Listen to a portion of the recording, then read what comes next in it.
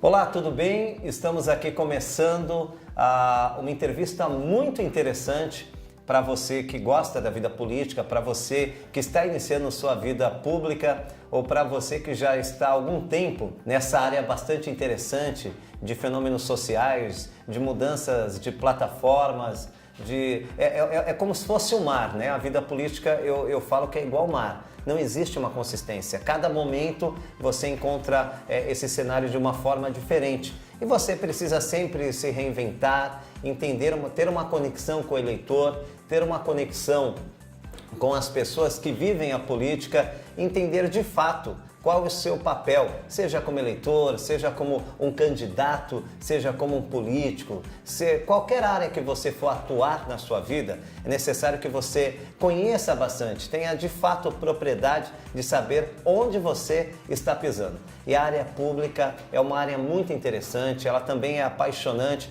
por mais que as pessoas, no momento em que o Brasil atravessa essa rejeição pela categoria da classe política, a nossa proposta é de mostrar que existem sim bons gestores, pessoas com vontade de fazer a diferença, e nós acreditamos nisso porque não existe outro caminho. Pelo menos no atual sistema não tem outra maneira de você conseguir melhorar a cada dia o nosso país, o seu estado, a sua cidade, o seu bairro e a sua vida em si.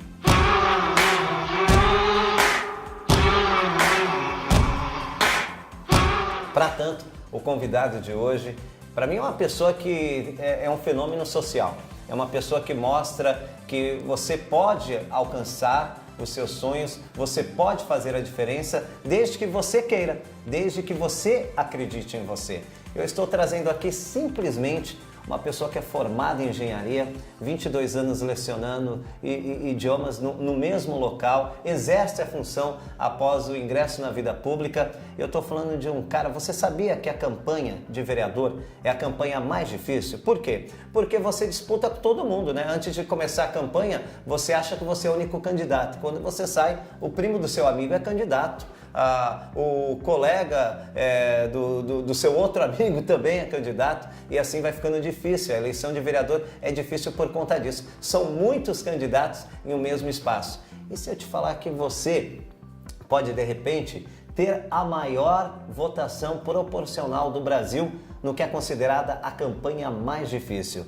Eu estou trazendo Kenny Mendes, que é o nosso convidado de hoje, que teve na última eleição a maior votação proporcional do Brasil e números absolutos da cidade de Santos, que passaram de 24 mil votos. E você deve estar se perguntando, 24 mil aqui na minha cidade faz 5 prefeitos. Realmente é um número que no mínimo exige respeito e mostra que houve todo o empenho. Tem o porquê, não aconteceu por acaso. Por enquanto ainda os votos não caem do céu. É necessário que você busque e tenha uma atuação importante. E nós vamos conhecer um pouquinho mais dessa pessoa que vem se destacando a cada vez mais, tem o carinho do eleitor no momento em que nós passamos por uma das maiores rejeições da categoria política da história do nosso país.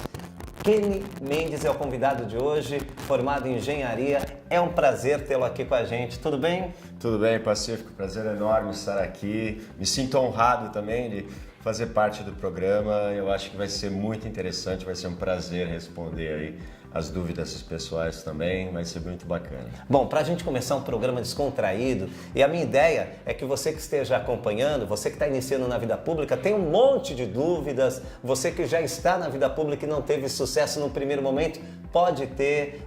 Para você parar de recomeçar toda vez na sua vida, é necessário você parar de desistir. De repente não é o seu objetivo que está errado, é o seu método que não funcionou. Então nós vamos conversar com alguém que tem aí um êxito muito grande, que é essa votação extraordinária e vive um momento político muito importante, volto a dizer, no momento em que o país atravessa a maior rejeição da classe política. Bom, o que te levou, Kenny? Primeiro eu queria que você contasse um pouco a sua origem. Você é natural de onde? Eu nasci no Canadá, sou canadense, me casei com uma brasileira e moro no Brasil desde os meus 23 anos de idade. Né? E o que me fez entrar para a política, na realidade, foram os meus alunos. De tanto eu comparar, né, em sala de aula, eu converso muito com os meus alunos e sempre falava, no meu país é assim, lá as coisas funcionam desse jeito, daquele jeito, né? Aqui poderia ser assim também. E de tanto eu falar isso em sala de aula, os alunos acabaram me motivando, né? Me incentivando, falando, não, por que você não tenta? Eu, de início, eu relutava um pouco. Eu falei, não, imagina, eu não acho que, de repente, um estrangeiro vai poder ser eleito vereador político, vereador aqui no Brasil, mas de tanto eles insistirem na ideia, eu acabei acreditando um pouco, né? Tomando coragem. Porque é necessário ter coragem. Exatamente, é necessário ter coragem. Exatamente. Até porque você fica exposto também, né? Sim. Você tem que expor as suas ideias e ao mesmo tempo, vamos dizer assim, você tem, de certa forma, adversários políticos também, né? Sim. Que tentam, de repente, desacreditar nas suas propostas, então é necessário coragem também. Porque o meio político é recheado disso, né? Existem pessoas que, por não ter boas propostas, vivem inutilizando propostas positivas de outros, né? Exato. A gente sabe que funciona dessa forma. Bom, e aí você entendeu, e você tinha clareza do que você queria? Você teve foco? Quando você falou, bom, eu topei. De início, sim, mas eu comecei também a me aprofundar cada vez mais, né? Não sei se talvez mania de professor, né? Eu não gosto de falar sobre um tema se eu não tenho domínio sobre ele, né? E comecei a estudar bastante também o sistema político brasileiro, vamos dizer assim, e tentar apresentar propostas diferentes, né? Eu fiz uma campanha diferente, eu nunca me esqueço, a minha primeira campanha, né? Eu fui eleito em 2012, né? Para iniciar em 2013 e fui reeleito agora, né? Estou no meu segundo mandato. E logo na minha campanha, meus alunos insistiam que eu tinha que divulgar o meu número, senão as pessoas não saberiam, né, qual seria o meu número, porque eu tenho uma consciência ambiental muito grande, né? Nós no Canadá, desde criança, a gente segue aquela ideologia ambiental de preservar o meio ambiente. O Canadá é um exemplo para o mundo em cima disso. E eu era contra aquelas campanhas de sujar a cidade toda, com faixas, com panfletos, com santinhos, com jornais, um monte de coisa. E os meus alunos falavam, mas a gente precisa saber o seu número. E aí, certo dia eu estava passeando numa praça famosa na cidade de Santos, a Praça da Independência, e eu, de repente, eu vi uma lixeira lotada, transbordando de santinhos. E eu olhei para a lixeira e falei, tá aí, é isso que a cidade está precisando, de lixeiras. E aí eu comprei umas lixeiras e espalhei essas lixeiras pela cidade. Enquanto outros candidatos colocavam os cavaletes, o professor Kenny colocava uma lixeira. Isso, e aí na lixeira estava escrito, precisamos de mais lixeiras e não de cavaletes. Campanha limpa, professor Kenny. Aí no final do dia, quando eu ia recolher as lixeiras, elas estavam lotadas de santinho dos outros candidatos. E foi assim que eu fui eleito a primeira vez, fiquei em 7º lugar, com 3.376 votos, né? E aí comecei o meu trabalho, aquilo tudo que eu pretendia fazer, aquilo que eu divulguei durante a campanha, as propostas de campanha, comecei a trabalhar em cima disso e trabalhar o principal, porque o brasileiro está acostumado a ver o político só de 4 em 4 anos. Esse é o maior problema que eu vejo. Você vê o político na época da eleição, e depois ele desaparece durante 4 anos e aí volta depois de 4 anos ou dizendo aquilo que fez, né, ou alega ter feito, ou prometendo ou refazendo as mesmas promessas, né? Infelizmente a gente vê muito disso. E eu disse para os meus eleitores, para os meus alunos, eu falei, não, vocês vão acompanhar tudo o que eu irei fazer passo a passo durante todo o meu mandato, todos os projetos que eu irei votar, as minhas posições, tudo que eu irei apresentar. E utilizei muito as redes sociais para isso, para que o munícipe e o eleitor ele pudesse acompanhar o dia a dia do político, saber realmente de fato o que um político faz. Porque eu acho que a publicidade, você publicizar os seus atos, é a melhor maneira de criar eleitores conscientes, porque ele vai poder avaliar de fato, sim, mas eu votei no Kenny porque ele fez isso, isso e isso. E o seu candidato fez o quê durante esses 4 anos? Então, tanto é que, por mais que eu tenha tido a maior votação proporcionalmente do Brasil e da história da cidade de Santos, se eu lhe disser que eu basicamente não fiz campanha, eu na campanha eleitoral agora, na minha reeleição, eu não usei santinho, eu não usei carro de som, já não podia mais usar cavalete nem lixeiras, né? A legislação mudou. O máximo que eu coloquei foram os adesivos nos carros e fiquei aguardando. Eu falei, tudo bem, infelizmente eu sei que há maus, da mesma maneira que há maus políticos, também há maus eleitores, aqueles que trocam seu voto por favores, vendem seu voto, infelizmente. Eu falei, não, eu ainda acredito que há uma boa parcela de bons eleitores que vão reconhecer o que foi feito durante esses 4 anos. E graças a Deus deu certo. Eu acredito muito no que o Kenny está falando, porque da minha primeira eleição para a segunda, eu também, ao contrário do que as pessoas pensam, não tive dificuldade da reeleição.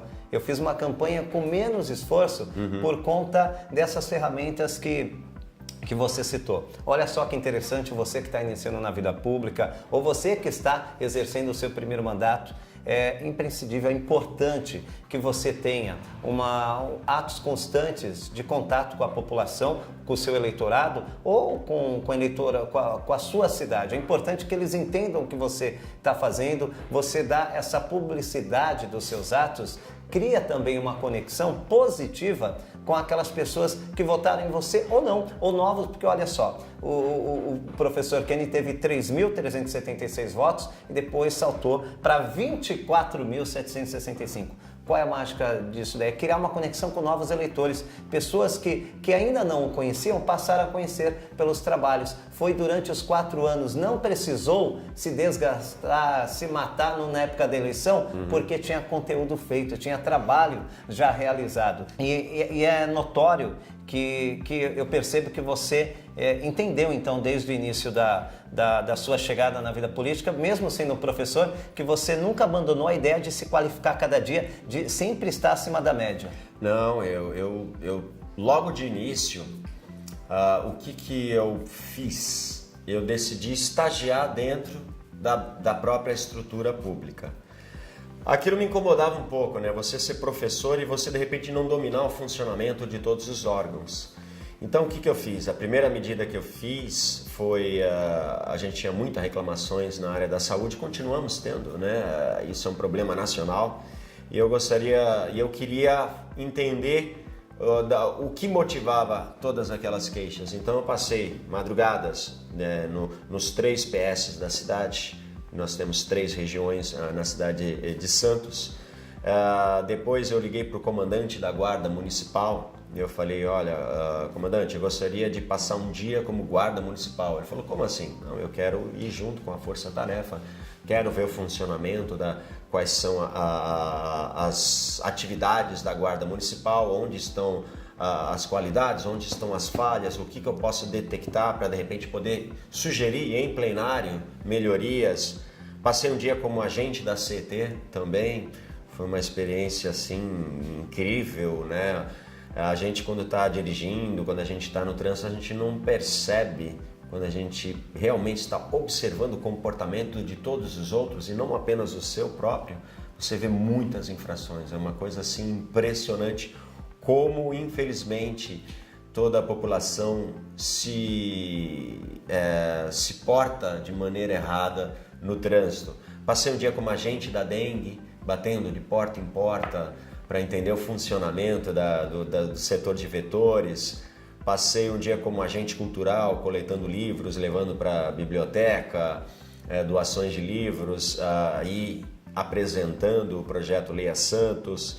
Passei um dia também como agente social, esse foi operador social, esse talvez foi o trabalho mais marcante, né? Abordando moradores de rua durante a madrugada, né? Junto com o pessoal da Secretaria de Assistência Social. Mas tudo isso por quê? Para poder me tornar um parlamentar melhor, né? Conhecer a fundo o funcionamento da máquina pública e assim você poder detectar algumas falhas e poder propor soluções.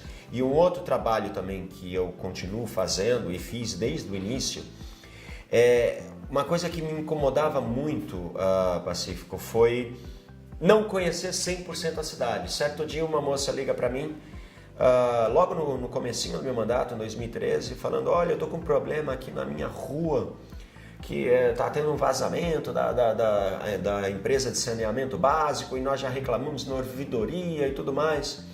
E Pacífico, eu me senti envergonhado de não saber onde era aquela rua. né? Santos, nós temos uma população de 436 mil habitantes, quase 40 bairros, e aquilo me incomodou. A munícipe me fazer uma queixa reclamando da sua rua e eu não sabia em qual bairro era aquela rua. Eu falei, não, peraí, alguma coisa está errada. Como é que eu vou ser vereador de uma cidade se eu não conheço a minha cidade 100%? Aí eu decidi separar um dia da semana, toda quarta-feira, eu deixava um assessor no gabinete para atender os telefones, fazer o atendimento e pegava os outros 2 assessores e ia para a rua fazer bairro a bairro. Cada semana a gente fazia um bairro, circulando todo o bairro, averiguando todos os problemas, detectando os problemas, as falhas na infraestrutura urbana, para poder fazer requerimentos, chamando esse projeto de Na Rua. Na rua. Seu gabinete era na rua, Isso. Atendimento era Exatamente. corpo a corpo. Conversava com os munícipes. Como se faz na eleição, você fez durante o o mandato. mandato inteiro, durante os 4 anos. Amanhã mesmo nós estaremos no bairro Rádio Clube, na Zona Noroeste. Toda quarta-feira é dia do Na Rua. Isso me fez também conhecer todos os bairros. Eu pego, por exemplo, aqui, não muito longe de Bertioga, nós temos um bairro aqui chamado Quilombo. É o maior bairro de Santos, Pacífico. Ele tem, para você ter uma ideia, ele é tão grande que ele faz fronteira com Cubatão e Guarujá e ele sobe de Santo André a Mogi das Cruzes, de tão grande que ele é. Mas moram apenas 65 pessoas lá. Quando eu disse para os meus pares, eu estou indo no Quilombo, na legislatura passada, né, alguns inclusive... Quem me fez essa pergunta, inclusive, não se reelegeu. O que você vai fazer lá, Kenny? Não mora ninguém lá, não tem quase ninguém lá. Eu falei, não faz mal. Mesmo que morasse apenas uma pessoa e não 65, é um morador da cidade. Ele paga os seus tributos, ele tem o direito de receber a atenção do poder público. E dito e feito, eu estive no local, eu nunca me esqueço, uma outra munícipe que morava, ou mora lá no local, acredito eu até hoje, uma senhora... Ela virou para mim e perguntou, a prefeita Thelma de Souza ainda é prefeita? E eu achei aquilo um choque, porque para quem está assistindo e não conhece, a prefeita Thelma de Souza ela foi prefeita na década de 90. Depois dela veio o prefeito Davi Capistrano, depois veio Beto Mansur, 2 mandatos, João Paulo Tavares Papa, mais 2 mandatos e Paulo Alexandre, 1 mandato. Então, 5 prefeitos haviam passado. E essa pessoa ainda estava conectada com aquela época. Da década de 90. Para você ver há quanto tempo havia uma distância do poder público com essa pessoa. Sim, e há quanto tempo um político não visitava o local. Então, isso foi que desde o início eu fiz esse trabalho para conhecer a fundo todos os cantos da cidade, conhecer a fundo a cidade para a qual eu estava legislando. Que legal. Eu acho que assim é muito importante a gente prestar atenção nos detalhes, porque hoje a vida pública, ela, ao contrário do que as pessoas pensam, porque muita gente imagina que para alguns podem até ser, mas para aqueles que decidem fazer a diferença, o poder público não é um cabide de empregos. Na verdade, eu costumo dizer, eu brincava, o pessoal falava, o meu sonho é trabalhar num gabinete. Eu falo, se você trabalhar no meu, você vai entender o que é trabalho de verdade. Exato. Porque a nossa assessoria trabalha muito mesmo por ter esse contato. E a gente viu desde a ouvidoria, eu estava desde o projeto Na Rua, e você não parou, né? Você não parou. Você começou a perceber que outros projetos poderiam inovar, como o projeto que a gente até acompanhou aqui, que é um dos projetos que você gosta bastante, que é o Bike Santos. Sim. Conta um pouquinho pra gente. O Bike Santos, na realidade, né, ele foi implantado pelo ex-prefeito João Paulo Tavares Papa, depois de uma conversa que nós tivemos. Em 2007, eu fiz uma excursão com os meus alunos de formatura dos cursos de inglês e francês para Paris e Londres, em 2007. E lá eu vi pela primeira vez o sistema de bicicletas públicas. Não havia no Brasil, não tinha em local nenhum na América do Sul. E eu achei aquilo sensacional. E em 2008, na campanha 2008, eu encontrei, na hora de ir votar, com o ex-prefeito João Paulo Tavares Papa na universidade onde eu leciono, e ficamos conversando durante bastante tempo. Expliquei como funcionava o projeto do empréstimo de bicicletas, ele me pediu cópia do projeto, enviei para o seu e-mail, estive na prefeitura na época e levou 2 anos, não mais de 2 anos, levou quase 3 anos e meio, né, para ele sair do papel, porque havia muita resistência no começo. Não, imagina, o pessoal vai roubar tudo, não vai sobrar nenhuma bicicleta. Eu falei, não, as bicicletas são presas. Ah, mas e depois que retira a bicicleta? Tem um cadastro, a pessoa que retira é feito um cadastro previamente, né? E houve um pouco de resistência, mas graças a Deus algumas outras cidades começaram a implantar depois da Copa do Mundo e essa resistência acabou se diminuindo aqui em Santos e graças a Deus ela saiu do papel. Eu sou um usuário do Bike Santos, eu uso bastante, né? Costumo ir para a Câmara de Bike Santos e graças a Deus temos aí mais de 65 mil pessoas já cadastradas no sistema que utilizam as bicicletas mensalmente. Então isso é fantástico. E as bikes continuam lá, atendendo um pouco. Sim. Olha, agora eu queria entrar um pouquinho no mérito mais íntimo dos políticos, claro. Porque eu acredito que a nossa proposta é até ajudar você que está querendo iniciar na vida pública, você que já está na vida pública, mas passa por um momento de muitas dúvidas, isso Sim. é natural, né? Nós, quanto ser humano, sempre precisamos se atualizar. Então, bom, eu já percebi que quando você começou, você teve como foco ter a clareza. O segundo passo foi se qualificar, entender como que seria esse momento, como você poderia atuar melhor na vida pública. E você é uma pessoa que usa e abusa positivamente das redes sociais. Sim. O que você pode falar das redes sociais para os gestores, os políticos que nos assistem? As redes sociais, hoje em dia na política, elas são essenciais, né? Isso começou com Barack Obama, nos Estados Unidos, que percebeu que a forma mais rápida, direta de você se conectar com as pessoas, com os eleitores, seria através das redes sociais. E eu percebi isso também desde o início, não só na minha campanha, como durante todo o mandato. Né? Eu tenho atualmente 16 perfis no Facebook, né, lotados. Tenho uma fanpage com 140 mil pessoas, 141 mil pessoas e já virou tradição o pessoal me marcar, né? Qualquer problema que acontece na cidade, o pessoal me marca. Eu fui obrigado, inclusive, a criar um aplicativo porque a gente não estava conseguindo dar conta de tanto, a demanda era tão grande. E essa é a pergunta, né? Quando você cria um meio de comunicação, você tem que dar atenção, porque se você não der, Exatamente. Ele acaba... E o erro que muito político comete é achar que eu só vou usar as redes sociais na época da eleição. Sinto lhe informar que isso não vai funcionar, porque as redes sociais elas possuem também algoritmos que é como se fosse uma afinidade, né? O que acontece? Não adianta você ter um monte de seguidores ou impulsionar para um monte de pessoas, né? Se não tiver engajamento, exatamente. Essa mensagem não será entregue. Não será entregue porque não há aquele fluxo contínuo de atividade. Né? Ele entende que você só usa naquele período. Exatamente. E por conta disso, o Facebook tem muito disso. Ele quando chegou no Brasil, ele entregava 100% do que você publicava, Isso. Aí caiu para 50%, hoje está na taxa de 3% da maneira orgânica. Ou seja, ele vai entendendo, como o Kenny disse, se você, aquilo que é interessante, que as pessoas mais usam, se aquilo ajuda a vida de alguém, ou é interessante para alguém, ele vai abrindo o poder de fluxo daquele conteúdo, Isso. se ele tiver interesse do público-alvo, da demanda, né? Exatamente. E, bom, você comentou sobre as redes sociais. Eu queria agora, Kenny, a gente fazer um bate-pronto aqui. Sim.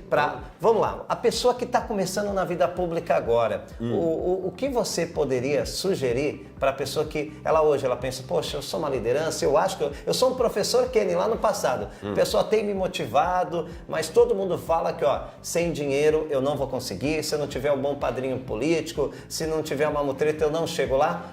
Qual a mensagem que você manda para essas pessoas que estão com essa dúvida, mas que têm muita força de vontade e podem fazer a diferença? Acreditar, ter força de vontade, ser sincero com os seus eleitores sempre, né? Acreditar Primeiro, você tem que acreditar no seu próprio projeto. Você tem que se tornar aquela pessoa que eu votaria em mim, né? Eu acho que isso é o principal. Você acreditar que você tem essa capacidade, você buscar se informar, propor soluções. Esse é o primeiro passo. Primeiro, acreditar em si mesmo para depois poder passar essa confiança para os seus eleitores. buscar embasamento para todos os seus projetos, saber diferenciar o que é de competência municipal, o que é de competência estadual, o que é de competência federal. A gente vê muito esse tipo de erro, políticos prometerem coisas que não é de sua competência, isso acontece muito. E ser sincero, eu já cansei de ver, por exemplo, vou citar um exemplo bem básico, segurança pública, né? Tá tendo muito assalto no meu bairro.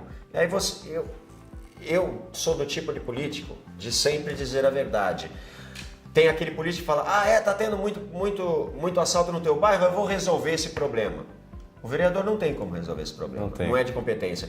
A segurança pública, as polícias militar e civil são de competência do governo do estado.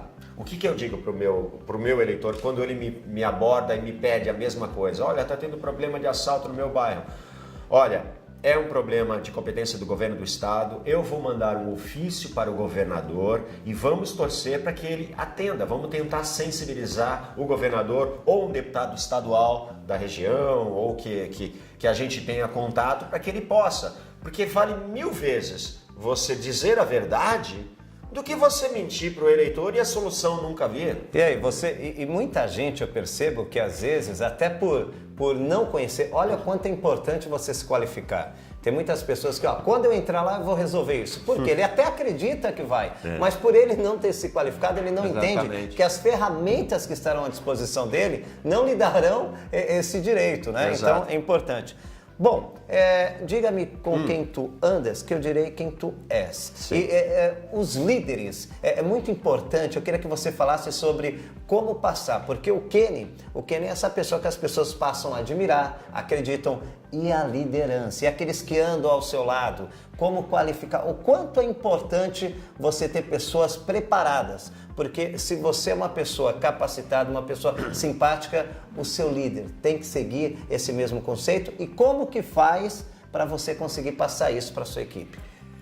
É importante você sempre ter pessoas qualificadas a seu lado que gostam de trabalhar também. Eu confesso que no início também da minha campanha política, várias pessoas tentavam se aproximar, mas você percebia que eram pessoas de repente querendo se encostar no poder público, né? E é importante, da mesma maneira que você tem que acreditar no seu projeto para poder passar isso ao seu eleitor, ao munícipe, a sua equipe também é fundamental. Você ter pessoas competentes, pessoas que acreditem no projeto e sejam bem intencionadas, né? Isso desde o início foi o que eu tentei montar na minha equipe. Graças a Deus eu também sou muito afortunado nesse sentido, né?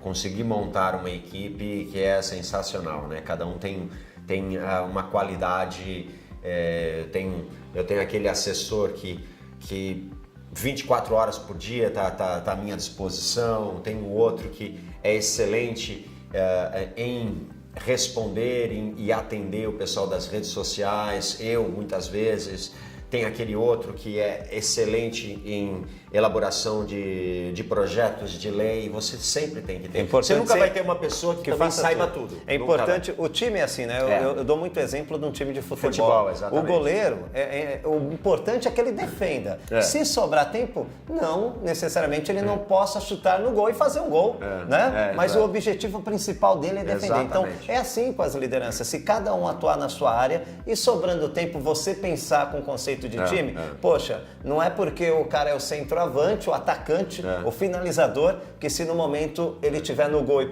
tiver condições de defender, que ele não o faça, né? Então é importante, eu penso dessa mesma forma. E um erro muito comum que os políticos novos cometem é achar que vai montar um gabinete com... eu quero ser candidato a vereador e vou chamar meus melhores amigos para ser meus assessores. É complicado. Se você não tiver uma equipe qualificada, isso vai influenciar diretamente no seu mandato.